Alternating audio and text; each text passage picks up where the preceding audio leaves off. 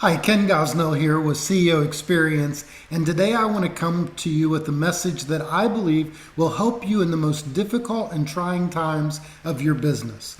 Listen, we all understand that there's a market shift that's happening, and that there's a high inflation and supply chain issues and all kinds of things that are impacting business and business leaders right now. And one of the questions that I often get asked is, what we are supposed to do as leaders during our most difficult and trying times? And I would just tell you that I believe there are 5 commitments that every leader should make that help them to lead in the most difficult times in their business. I don't care if it's a downturn in the economy. I don't care if it's a crisis in their business. I don't care if it's a situation that they don't know exactly how to overcome. I've worked with leaders for over 2 decades now, and I find that there are certain commitments that these leaders make in order to lead during the most difficult times. And sometimes, and what I could even look back on leaders that led 100 years ago or 200 years ago. I just finished a CEO retreat where we were talking about a leader that led in the 1800s through some of the most difficult and trying times in the world at that moment, and yet they led their business to great heights and much success because they were tied to these commitments. And let me just tell you about one of the commitments today in our time together, but I believe it's an essential commitment that every leader should make in the most difficult times in their business, and here it is. The first commitment is to learn from every person and every experience.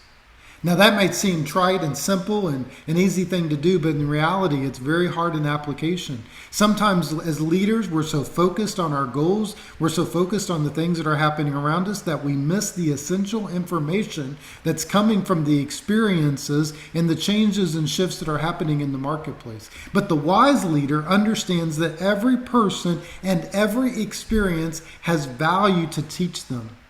And what I would say to you is that it's essential that you understand that every person is going to bring information that can change and pivot your business to the next height and to the next area of growth.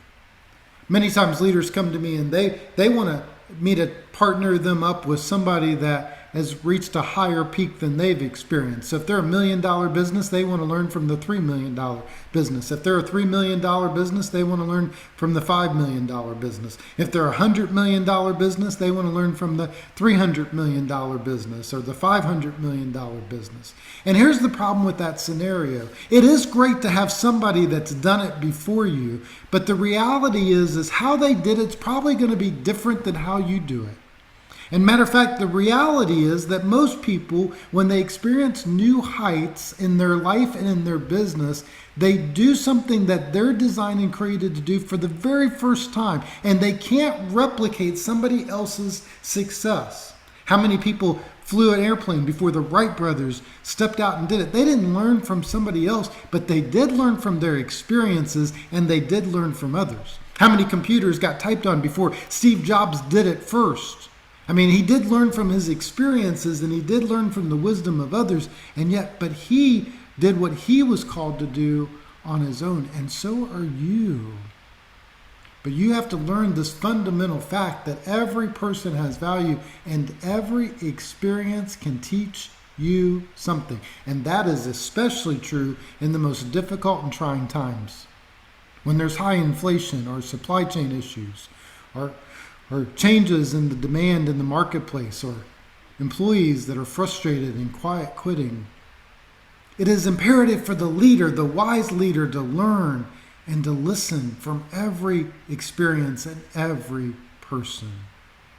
You know, Proverbs 15:22 says, where there are many advisors, there's much success. When there are many voices around you, they will guide you to reach that level of success and significance that you desire within. It doesn't say in that passage, when there are people that have gone before you and you learn from them, there will be much success.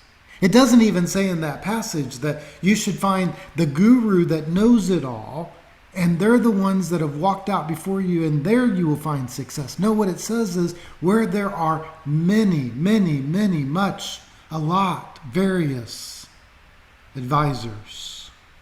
you will find success. That's why every month at the CEO retreat, I bring 15 business owners together, leaders together. At the next level leader retreat, I bring those leaders together so that they can learn from the various experiences of the other people around the table, because everybody's experience is essential to your success.